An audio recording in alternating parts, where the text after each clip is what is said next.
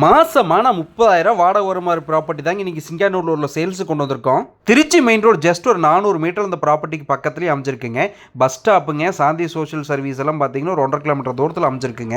நல்ல மெயினான ஏரியாவில் தான் இந்த ப்ராப்பர்ட்டி அமைஞ்சிருக்குங்க. மாசமான சொலையா 30,000 வாடகை வருங்க இந்த இடத்துக்கு. தெற்கு பார்த்து சைட்டுங்க, 20 அடி தார் ரோட்டு மேலே இந்த ப்ராப்பர்ட்டி அமைஞ்சிருக்குங்க. 3 போர்ஷன் ஆர்சி வீடாகவும் 3 போர்ஷன் சிமெண்ட் ஷீட் வீடாகவும் இருக்குங்க. அதில் 3 வீடு கிழக்கு பார்த்த மாதிரியும் 3 வீடு தெற்கு பார்த்த மாதிரி இருக்குங்க. எல்லா வீட்டுக்குமே அவுட்டர் பாத்ரூம் தான் கொடுத்துருக்காங்க. இபி லைன் மொத்தமாக 6 வீட்டுக்கும் தனித்தனி கனெக்ஷனாக வாங்கி வச்சுருக்காங்க. பார்க்கிங் ஏரியா ஃபுல்லாகவே ஃப்ளேவர் பிளாக் போட்டிருக்காங்க. மேலே நிழலுக்கு ஷெட்டு போட்டு பக்காவாக மெயின்டைன் பண்ணிகிட்டு இருக்காங்க இந்த வீட்டுக்குள்ள. ஒரு ரெண்டல் ப்ராப்பர்ட்டியில் இன்வெஸ்ட் பண்ணுறதுக்கு இடம் தேடிட்டு இருக்கீங்களா? கண்டிப்பாக இந்த ப்ராப்பர்ட்டி உங்களுக்கு செட் ஆகுங்க.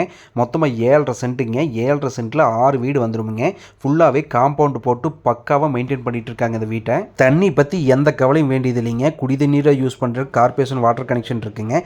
மற்றதுக்கெல்லாம் யூஸ் பண்ணுறதுக்கு பார்த்தீங்கன்னா உள்ளேயே ஒரு போர் இருக்குங்க. மூயா தண்ணியோடு இருக்குங்க இந்த போரும். இந்த வீட்டுகளுக்கு ரொம்ப பக்கத்தில் தானுங்க ஜெயேந்திரா ஸ்கூல் அமைஞ்சிருக்கு.